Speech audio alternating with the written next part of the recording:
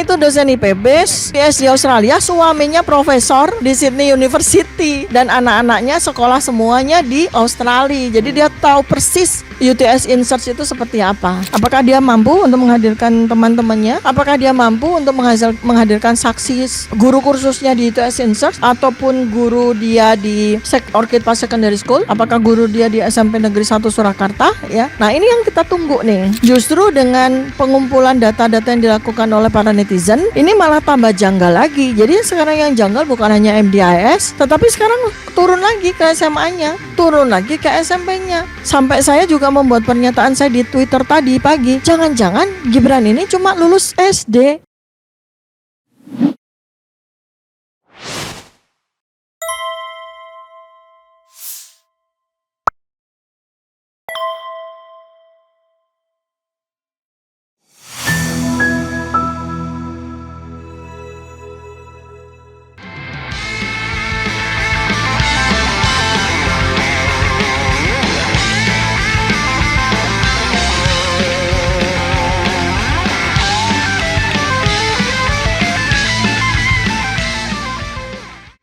Assalamualaikum warahmatullahi wabarakatuh. Sobat RH sekalian, jumpa lagi kita di channel yang keren ini, keren cadas. Jadi sobat RH sekalian, kita tahu bahwa yang menarik belakangan ini ya tetap soal Gibran. Tapi ini pertanyaan saya nyeleneh aja ya. Selain nanti saya boleh tambahkan perspektif hukum tata negaranya saya, Dok, ya, nanti ya. Setelah dokter presentasi. Begini, kira-kira ya setelah munculnya isu mengenai ijazah Gibran, UTS, keabsahan apakah ini setingkat SMA atau tidak, kemudian Orchid Park Secondary School apakah itu SMP atau SMA, termasuk juga MDIS gitu ya, apakah betul sah dia mendapatkan gelar itu. Kira-kira nih ya, selain foto yang sudah di-spill sekarang, kan ada satu foto kan? Satu foto yang di-spill, kira-kira bakal ada reuni nggak gitu ya? Reuni angkatan apa gitu? Kan kalau ininya banyak kan bisa jadi. Atau kira-kira akan mengerahkan teman-temannya nggak? Siapa dengan menunjukkan ijazahnya? Atau langkah-langkah apa yang barangkali akan dilakukan Gibran untuk menangkis ini semua? Padahal rakyat seperti kita kan pengennya cuma sekedar informasi tandingan yang memang kredibel, bahwa dia tamat, dia ada ijazahnya, bukan mengerahkan teman kan. Ditanya mana ijazahmu, tanya teman-teman saya, ini kan susah kan. Ya seperti yang dilakukan oleh mantan Presiden Jokowi.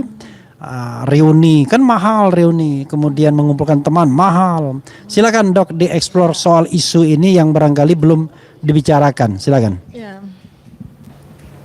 Baik, bismillahirrahmanirrahim. Assalamualaikum warahmatullahi wabarakatuh. Waalaikumsalam warahmatullahi wabarakatuh. Jadi setelah kita melihat ya bahwa ini kan viral, sebetulnya saya senang sekali karena sejak tahun 2023 ya, saya secara terpisah dengan Mas Roy Suryo itu sudah melakukan penelitian tentang keanehan-keanehan atau kejanggalan-kejanggalan dari riwayat pendidikan Gibran.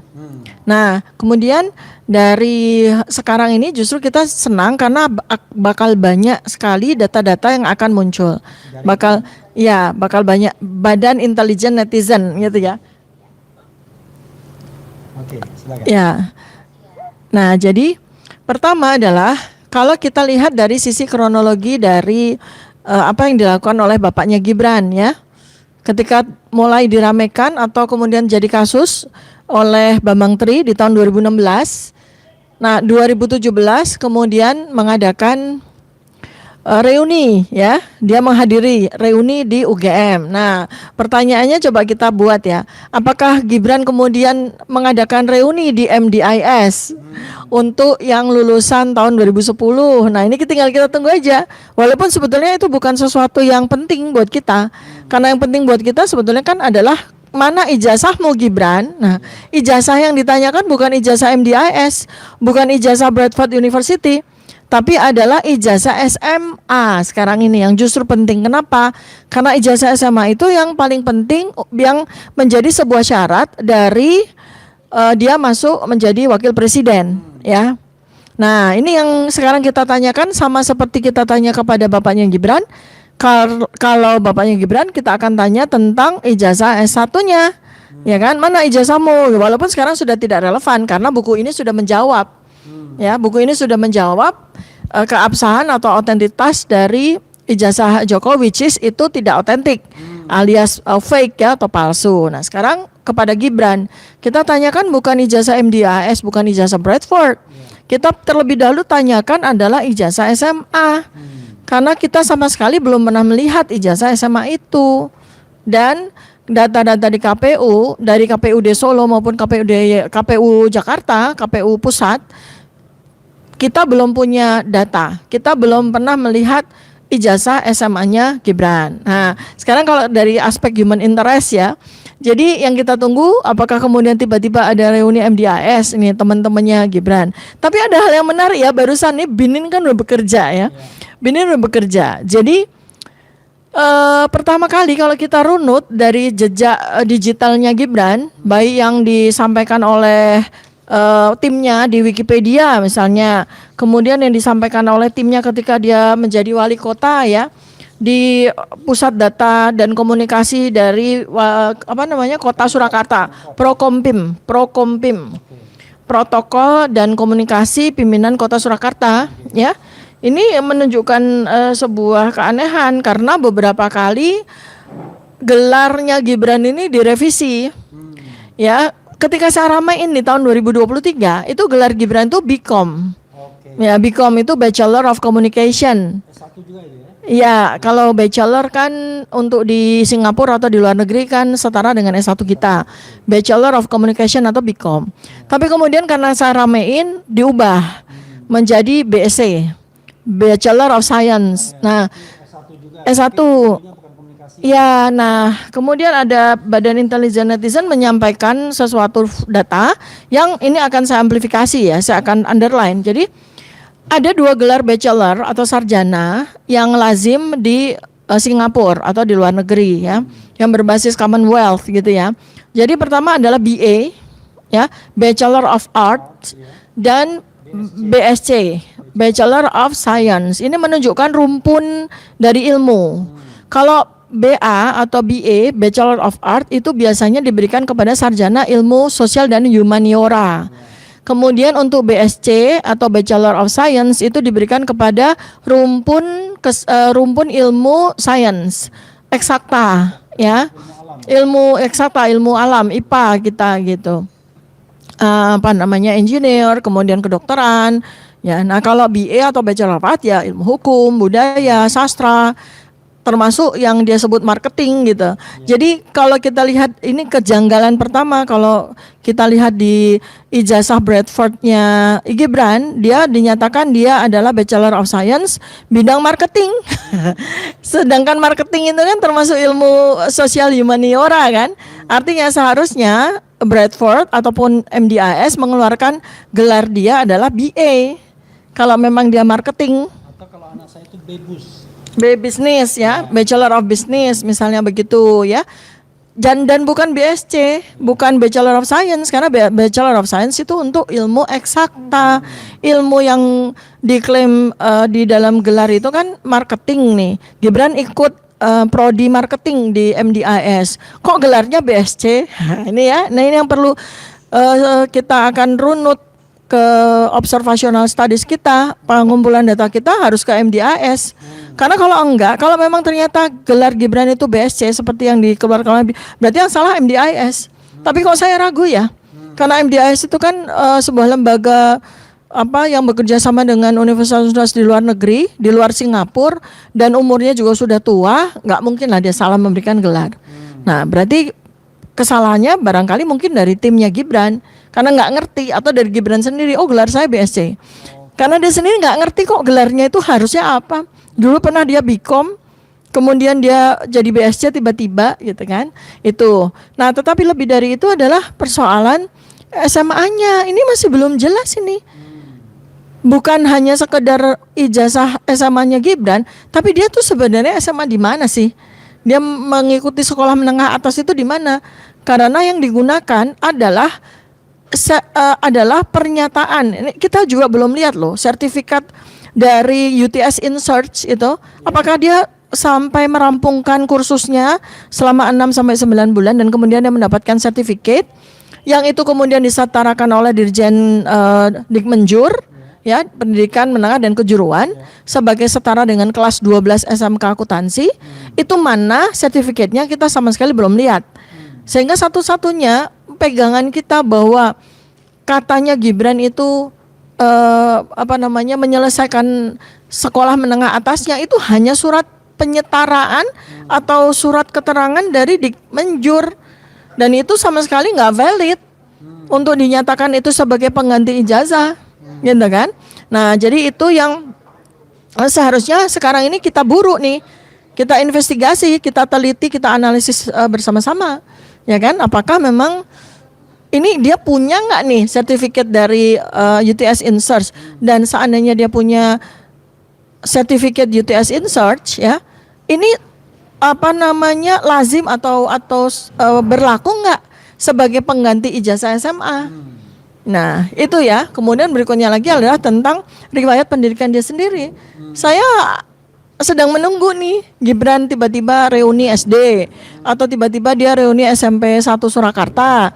Karena balik lagi ya, ada seorang netizen ya, Meilani Buitenzorgi yang mempertanyakan, jangan-jangan dia pun tidak punya ijazah SMP. Dan tidak hanya netizen biasa, itu Ya.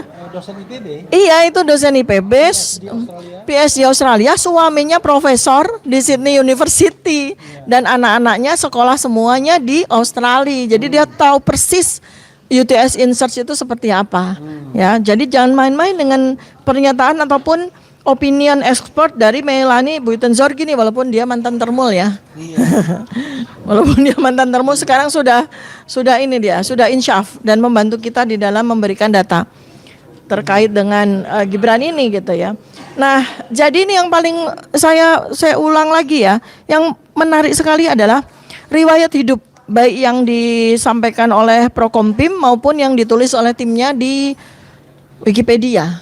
Ya, ini lucu, menarik sekali. Jadi kalau menurut timnya ini, jadi sejak kecil Gibran menetap di Surakarta. Tetapi saat sekolah menengah pertama,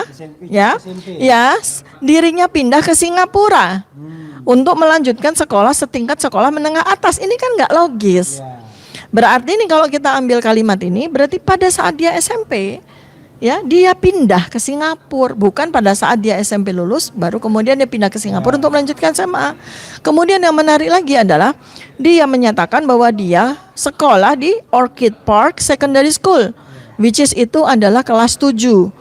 Ya, kelas 7 artinya dari primary school yang kelas 6, kemudian siswa Singapura itu akan pindah ke secondary school mulai dari kelas 7, 8, 9, 10, kalau di sana 4 tahun. Lulus itu kemudian dia masuk college gitu kan. Nah, kemudian dia di laman KPU itu menyatakan bahwa dia sekolah di Orchid Park Secondary School Singapura itu 2002 sampai 2004, berarti cuma 2 tahun. Di sekolah apa ini dia? Kelas berapa? Sementara Orchid Park Secondary School itu baru berdiri, baru menerima murid tahun 2001. Berarti fasilitas yang ada di sana itu baru kelas 7 dan kelas 8. Which is itu adalah setara SMP kelas 1 dan 2. Nah, sekarang pertanyaannya lagi adalah di mana SMA-nya dia. Nah, pada sekitar 2 tahun yang lalu, sekitaran tahun 2023, saya mendapatkan postingan dari salah seorang netizen. Yang sekitar 2023 itu, saya mendapatkan postingan dari seorang netizen yang menyatakan, aku punya kakakku itu sekolah di SMA Santo Yosef, dan dia itu satu angkatan dengan Gibran. Nah, tahun berapa? Kata netizen kan ngobrol kan? Ya itu tahun 2002 gitu.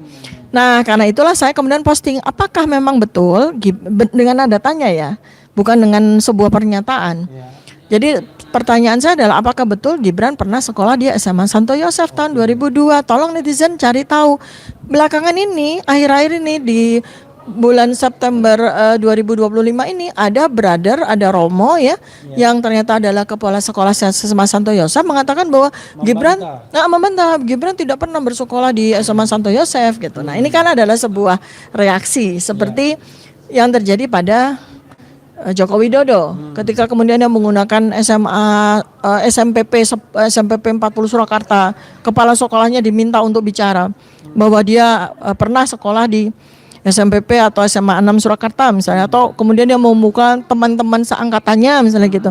Nah, kita tinggal tunggu aja nih apakah Gibran bisa menunjukkan teman-temannya di Orchid Park Secondary School yang sekolah di situ di antara waktu tahun 2002-2004. Satu, apakah dia bisa menghadirkan teman-teman kursusnya di UTS InSearch yang dia katakan dia mengikuti kursus itu di tahun 2007 sampai 2010? Bisakah dia menghadirkan 2004 sampai 2007 ya? Bisakah? KPU, ini KPU ya, kan berlawanan dengan data dari Kementerian Sekretariat Negara, Mensetnek kan berlawanan. Apakah dia mampu untuk menghadirkan teman-temannya? Apakah dia mampu untuk menghadirkan saksi guru kursusnya di UTS InSearch ataupun guru dia di Orchid Park Secondary School? Apakah guru dia di SMP Negeri 1 Surakarta ya? Nah, ini yang kita tunggu nih. Apakah dia mampu membuat reuni? Ya, reuni SMP Negeri 1 Surakarta, dia mampu nggak membuat reuni seperti bapaknya? Apa dia mampu nggak untuk membuat reuni Orchid Park Secondary School? Apa dia mampu nggak untuk membuat reuni teman-teman kursusnya di UTS InSearch? Atau dia membuat reuni teman-teman kuliahnya di MDIS Singapura di antara tahun 2007-2010? Ya, itu dulu nggak apa-apa, silakan, walaupun itu nggak penting secara hukum, reuni-reunian itu. Tapi kita lihat aja, apakah Gibran mampu? Saya ingin ada satu hal ya. Ini kan ada dua dokumen KPU dan dokumen Setnek. Dokumen ini dari lembaga resmi yang paling terdekat dengan urusan Gibran. KPU terkait dengan pencalonan, kemudian Setnek terkait dengan jabatan dia sebagai wapres. Nah, yang paling aneh adalah kok bisa dokumen itu berbeda dalam hal status UTS. Kalau di dokumen KPU, UTS itu ditempuh dalam tahun 2004 sampai 2007. Lalu disetarakan dengan SMA. Di situ dikatakan SMA. Sebelumnya 2002-2004 Orchid Park Secondary School itu SMA juga. Karena SMP-nya sudah di state itu SMP 1 Surakarta. Nah, yang anehnya adalah di Sekretariat Negara UTS itu setelah MDIS. Jadi MDIS bertukar tempat ya. MDIS dulu 2004-2007, lalu UTS itu 2007-2010. Nah, ada pertanyaan yang anehnya begini. Satu pertanyaannya, kok bisa berbeda data antara KPU dan Setnek? Karena saya rasa nggak mungkin salah tulis, karena dengan logika kan itu kan. Kemudian di KPU kok bisa ada 2 SMA? Dan kalau kita hitung-hitung 5 tahun, ngapain dia 2 kali SMA gitu ya? Kalau dia bilang SMP, SMP-nya sudah ada. SMP 1, itu 2, pertanyaan kedua. Pertanyaan ketiga adalah kok bisa UTS itu ditempuh dalam jangka waktu 3 tahun? Padahal itu kursus. Nah, itu 3 pertanyaan yang dokter harus jawab. Silakan, Dok. Ya. Iya, ini memang kemudian semakin kita telaah, semakin kita analisis dan semakin kita kumpulkan data-data, itu memang semakin nyata kejanggalannya. Semula di tahun 2023 itu saya dan Mas Roy Suryo itu sedang meneliti kejanggalan dari MDIS. Ya, atau AK Bradford University itu yang diklaim oleh Gibran pada waktu itu ya. Saya ingatkan para netizen, Gibran menyatakan di acara Najwa Shihab, acara ulang tahun ke-13 dari Narasi TV, dia menyatakan bahwa ada 2 tokoh ya, Bapak dan Ibu, yang mempertanyakan ijazah saya. Nah, dia tunjukkan tuh ijazahnya, dia tunjukkan seperti itu kan. Nah, kemudian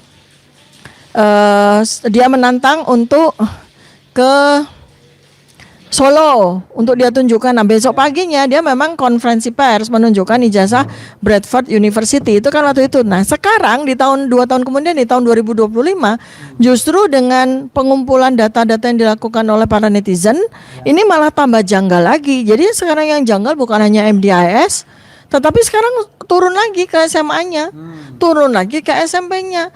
Sampai saya juga membuat pernyataan saya di Twitter tadi pagi, jangan-jangan Gibran ini cuma lulus SD. Oke. Ya, Itu sesuai dengan pertanyaan tadi ya, Melani. Buiten Zorgi, iya. Karena kita juga belum pernah lihat ini kan Ijazah SMP. ijazah SMP-nya juga belum pernah kita lihat gitu. Oke, tadi ya tapi sudah terjawab sih semuanya ya. Memang Sobat Eros sekalian agak aneh kalau ada dokumen yang berbeda antara KPU dan Setnek. Itu bukan hanya salah tulis, tapi kalau di Setnek kan mengesankan seolah-olah UTS itu pendidikan pasca sarjana. Pokoknya pasca sarjana lah, entah itu S2 atau berapa, pokoknya pasca sarjana. Karena itu disebut terakhir. Tapi dalam kenyataan sehari-hari nggak pernah kita sebut dalam riwayat pendidikan kita ya, atau kursus dalam riwayat pendidikan kan. Ternyata iya kan. Lalu mungkin disitulah bingungnya KPU, ya sudah bikin aja SMA 2 kali jadinya, yang which is jadi nggak masuk akal jadinya. Jadi saudara sekalian perlu diingatkan bahwa syarat menjadi presiden itu adalah sekurang-kurangnya tamat SMA. Nah atau sederajat. Nah tamat SMA itu beda sama tradisi pendidikan di Singapura dan lain sebagainya kata Melanie Buiten Zorgi. Di sana nilai kecil nggak ada masalah. Cuman nanti waktu universitas ada persyaratan-persyaratan. Kalau di Indonesia Anda harus lulus. Nggak bisa tidak memegang ijazah SMA atau yang setara. Tapi oke lah ya. Karena dia mempermasalahkan apakah SMP-nya itu ada apa enggak. Ya lulus atau enggak SMP-nya. Nah yang kedua adalah kok bisa jauh sekali. Satu mengatakan SMA, satu mengatakan ini adalah pasca sarjana kan. Nih, lalu kok bisa tahunnya terbalik? Sepertinya Setnek ingin merasionalisasi pasca sarjana tersebut. Dia ketika dia menerima data KPU, dia mikir kok ini nggak wajar ya? Jangan-jangan dia ubah sendiri, jangan-jangan. Karena kan data pertama mestinya di KPU come first, karena dia data sebagai calon wakil presiden. Jadi barangkali Setnek mengedit data dari KPU. Oh ini nggak bener nih, masa SMA 2 kali. Ya kan? Maka kemudian setelah MDIS ada yang namanya UTS. Malah tambah kacau. Jadi saudara sekalian, waktu kita tidak banyak, sudah hadir pula di samping saya. Sudah masuk frame belum? Belum ya, nggak bisa 3 ya. Oke, yaitu Muhammad Abdullah Al-Kathiri. Tak ada Muhammadnya rupanya. Kalau biasanya Al-Bid Haji dikasih nama Muhammad. Oke. Tapi berarti Anda belum haji ya? Udah haji 2 kali. Oke, jadi Muhammad. Ya Muhammad. Jadi mungkin kita minta update dari beliau yang mengajukan permohonan informasi dari KPU atau apapun, termasuk juga sengketa dan kemudian masalah Gibran ini apakah kemudian ada upaya-upaya lain dari pengacara untuk juga mempersoalkan ini atau hanya perkembangan Jokowi saja yang Jokowi's white paper saja yang mau dipermasalahkan atau mau diberitakan, silakan Bapak Abdullah Al-Kathiri. Baiklah. Assalamualaikum warahmatullahi wabarakatuh. Tadi saya seharusnya bersama dari awal, cuma terlambat ya. Tapi it's okay. Kami memang mendapatkan jawaban dari surat kami ke KPU. Kami 3 KPU yang kami masukkan. KPU Solo, Yogyakarta, Surakarta. Kemudian KPU Jakarta sebagai persyaratan gubernur. Dan KPU Pusat. Ini agak menarik. Kami mengajukan KPU Pusat itu lebih dahulu, tapi respon itu dari KPU DKI Jakarta yang lebih dulu. Kalau menurut saya ini test the water ini, artinya mereka ingin tahu apa jawaban kami mungkin sebelum dibawa ke ranah nasional. Ada kemungkinan kami mungkin tidak akan menjawab sebelum ada jawaban dari KPU pusat. Biar komprehensif jawaban kami itu. Kan seperti itu. Tapi yang menarik, jadi seolah-olah tetap mereka itu menyatakan bahwa ijazah baik Gibran maupun Jokowi itu adalah ijazah yang tidak dapat diakses oleh publik atau tertutup. Yaitu yang sesuai dengan ketetapan yang dicabut sesuai dengan itu ya, keputusan KPU yang dicabut itu. Jadi baik Gibran maupun Jokowi ada 16 poin di situ ya kan, termasuk diantaranya adalah bebas dari G30 SPKI dan sebagainya ya kan, kemudian surat kelakuan baik dan sebagainya, itu ada 16 poin. Menariknya dari jawaban yang diberikan pada kami dari KPU masih DKI kita ini DKI ya, KPU DKI yang sehubungan dengan persyaratan gubernur itu exactly sama konsiderannya maupun undang-undang maupun ketentuan-ketentuan yang dirujuk persis seperti keputusan KPU yang dicabut kemarin.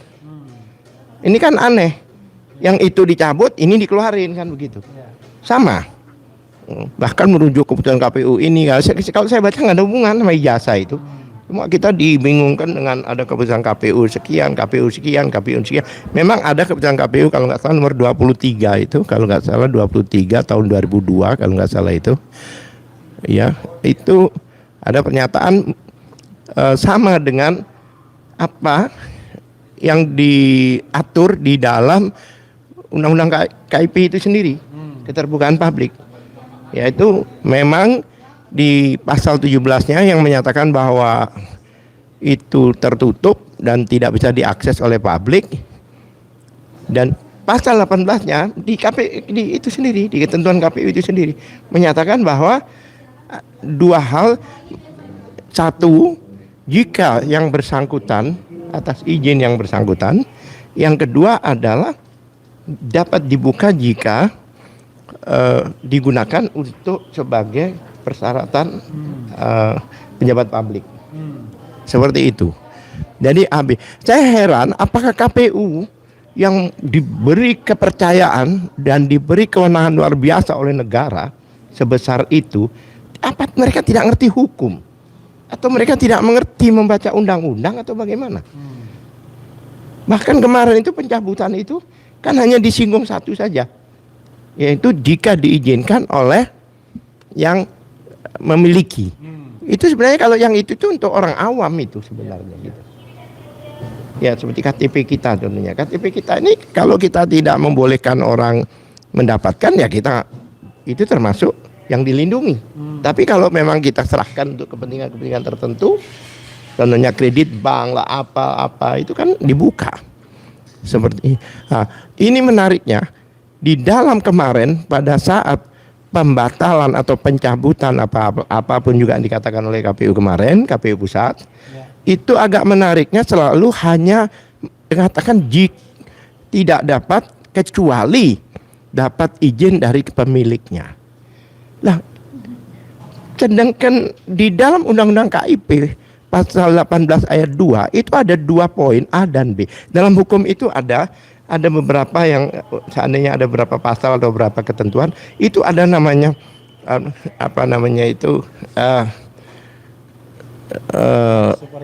bukan itu. Maksudnya seperti kolektif ya, semuanya ya kan, maupun alternatif.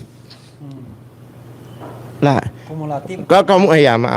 kumulatif atau alternatif. Kalau kumulatif itu, kalau dengan dan itu, kalau satu tidak bisa, satunya tidak bisa dikatakan ketentuan itu berlaku. Ya, itu namanya kumulatif.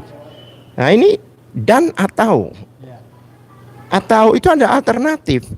Jadi kalau memang ada A dan B kan, A jika atas persetujuan yang bersangkutan, tapi B-nya akan menyatakan jika digunakan persyaratan sebagai terkait dengan jabatan publik. Itu nggak diucapkan pada pencabutan kemarin. Jadi kayak hanya satu poin aja. Dan menariknya lagi dihubungkan dengan undang-undang KIP itu, yaitu pasal 17H itu. Ya, bahkan 17H itulah yang dianulir oleh pasal 18 ayat 2. Jelas seperti itu. Oh, mungkin ada pertanyaan. Iya, memang ya apa yang dibuat KPU itu sebenarnya tidak berbeda dengan undang-undang. Cuma dalam bahasa publiknya agak aneh, dia seolah-olah itu larangan, padahal itu sebenarnya tidak bisa dikatakan sebagai sebuah larangan ya. Nah, untungnya sudah dicabut sehingga tidak memunculkan kebingungan, tapi ternyata sikap di lapangan berbeda gitu ya. Pak Abdullah. Ada lagi dokter yang mau disampaikan? Ya. Oke, silakan. Closing statement saya ya. Closing statement ya. Ya, closing statement saya adalah begini. Saya bertiga RRT ini kan peneliti.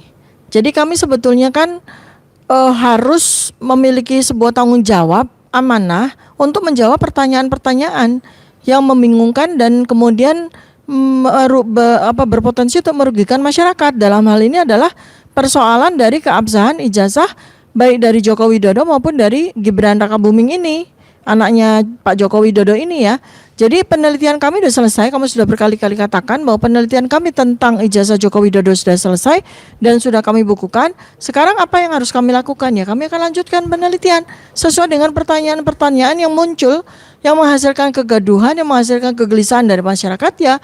Kami akan terjun ke situ untuk mencari tahu, menjawab pertanyaan dari masyarakat tersebut. Apa itu? Yang sekarang ya ijazah dari Gibran, dan ternyata bukan hanya sekedar ijazah universitas, tetapi juga ijazah SMA dan tambah lagi adalah ijazah SMP.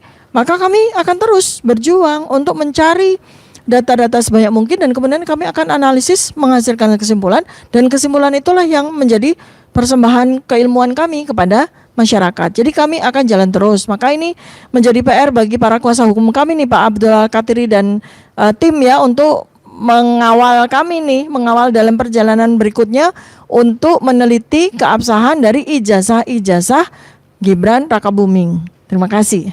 Oke. Iya, sebelum Pak Abdullah memberikan closing statement, saya ingin menambahkan sedikit ya. Memang format press conference ini sebenarnya begini, ada pertanyaan ya, yang barangkali perlu diklarifikasi. Loh, kan pemilu sudah selesai, apa urusannya lagi dengan persyaratan? Jadi saudara sekalian, dalam konstitusi kita itu diatur yang namanya ayat-ayat pemberhentian presiden atau pemakzulan. Ada 3 klaster. Satu karena melakukan pelanggaran hukum ya berat seperti korupsi, kemudian pengkhianatan terhadap negara, suap dan tindak pidana berat lainnya. Nah, klaster kedua melakukan perbuatan tercela. Tercela itu contohnya judi, mabuk-mabukan, zina, tapi tidak terbatas pada itu saja ya. Kemudian yang ketiga adalah tidak lagi memenuhi syarat sebagai presiden dan wakil presiden. Memang ada kontroversi sedikit. Syaratnya itu apa? Syarat di konstitusi saja atau syarat di undang-undang juga? Saya ingin mengatakan syarat-syarat yang terukur itu ya harusnya bisa menjadi alasan untuk melakukan impeachment. Apalagi syarat tersebut terkait dengan jenjang pendidikan. Oke, misalnya kalau ijazah MDIS-nya itu ternyata salah, palsu misalnya, tidak benar, kan masih ada ijazah SMA-nya. Nah, saya ingin mengatakan sebagai orang hukum tata negara, dalam konteks ini Gibran sudah melakukan perbuatan tercela karena memberikan keterangan publik yang salah, dan bahkan itu sesungguhnya juga tindak pidana yang diatur di dalam KUHP. Tetapi soal tindak pidananya itu soal yang lain. Tetapi yang jelas dia sudah melakukan perbuatan tercela yang mudah sekali untuk menjadi celah untuk impeachment. Kalau seandainya dia ternyata ijazah SMA-nya yang salah, itu tambah lagi ya.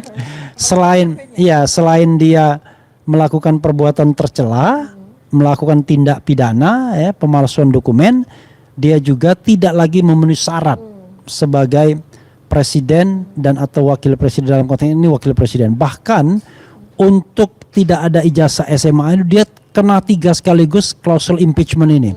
Melakukan tindak pidana berat karena ancaman hukuman pemalsuan dokumen 6 tahun, yang kedua melakukan perbuatan tercela karena dia berbohong selama ini, dan yang ketiga tidak lagi memenuhi syarat sebagai wakil presiden karena pendidikannya tidak sampai SMA. Sekali lagi, SMA dalam pengertian hukum Indonesia itu adalah tamat, punya STTB, surat tanda tamat belajar atau ijazah SMA.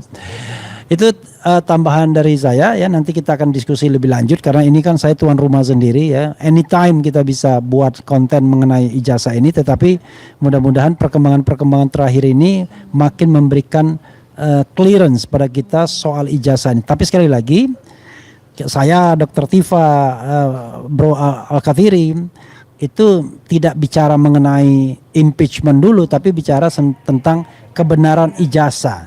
Setelah mendapatkan benar atau tidak, ya sudah, tergantung proses politiknya mau diapakan. Itu it is not our business, tetapi sebagai warga negara kita punya kewajiban untuk menyampaikan the truth, kebenaran ya. Pak Al-Kathiri silakan closing statement. Ya, terima kasih. Jadi sebenarnya semua dokumen yang sudah dimasukkan ke KPU itu jelas dokumen yang sudah mengikat pada pribadinya. Jadi bukan kalau ini sah, ini tidak sah, tidak bisa. Selama itu sudah terdaftar di KPU dan di situ ternyata ada dokumen palsu, tetap aja itu adalah pemalsuan. Ya kan? Lah, makanya saya lihat di jawaban ini juga merujuk ke Undang-Undang Perlindungan Data Pribadi. Undang-Undang nomor 27 tahun 2002 dilarahkan ke sana. Selain ke undang-undang yang masalah keterbukaan publik itu, informasi publik juga ini. Padahal di undang-undang keterbukaan data pribadi ini, ya kan, itu diatur dengan jelas bahwa ijazah itu tidak ada di situ. Yang dimaksud data pribadi itu tidak termasuk ijazah. Itu rekam medis, rekam keuangan, rekam ini, KTP, tidak ada ijazah. Kok bisanya dirujuk ke undang-undang itu dengan seolah-olah terjemahan atau justifikasi sendiri. Ini berarti begini, nah, seperti itu. Nah, jelas ini dugaan kami adalah memanipulasi ketentuan undang-undang, yang mana undang-undang itu benar-benar undang-undang yang tidak ada aturan masalah ijazah. Seperti itu. Nah, masalah Gibran dan ini itu kan sama. Kemarin itu KPU mengeluarkan satu keputusan itu kan bukan untuk Jokowi saja, bahkan untuk Gibran. Nah, dari situlah makanya masyarakat sekarang ini termasuk RRT ini mempertanyakan, karena ada background ya dikeluarkan, kok tiba-tiba dikeluarkan seperti itu dan ditutup, artinya dikaburkan, dikamuflasikan seolah-olah ada 16 poin. Padahal tujuannya itu hal-hal yang paling krusial, yaitu ijazah dan kelengkapannya. Seperti itu. Jadi saya harapkan bahwa teman-teman ini insya Allah tetap gigih untuk membuka ini semua. Seperti Bang Refli katakan, kita tidak masalah pemakzulan atau tidak, tapi yang kita masalahkan adalah informasi dan data yang diberikan baik sebagai calon presiden waktu itu pendaftaran maupun gubernur dan sebagainya. Ini satu kesatuan. Saya yakin itu sama semua. Kalau untuk Gibran bukan gubernur ya, wali kota. Iya, wali kota. Ya, artinya kepala daerah lah, kepala daerah baik gubernur. Jadi ini sebenarnya ada satu kesatuan. Makanya saya heran juga bisanya kayaknya ada orkestrasi yang luar biasa ini. Ini bukannya suatu hanya perbuatan-perbuatan yang sederhana, tapi perbuatan-perbuatan yang memang perbuatan yang merugikan negara dan bangsa Indonesia ini. Ya, terima kasih. Ya, Sobat RH sekalian, itu tadi press conference kami ya. Saya Refli Harun, kemudian Dr. Tifa dan lawyer Dr. Tifa Abdullah Al-Kathiri. Nanti kita akan tunggu update-update selanjutnya, apa yang ditemukan Roy Suryo, Rismon Sianipar dan kawan-kawan lainnya termasuk BIN ya, Badan Intelijen Netizen. Mudah-mudahan ini kita membuat terang masalah ini, bukan membuat gelap ya. Boleh digelap-gelapkan, tetapi kami berusaha menerangkannya seterang-terangnya mengenai riwayat pendidikan Wakil Presiden Gibran Raka Buming Raka. Wassalamualaikum warahmatullahi wabarakatuh. Keren, cadas.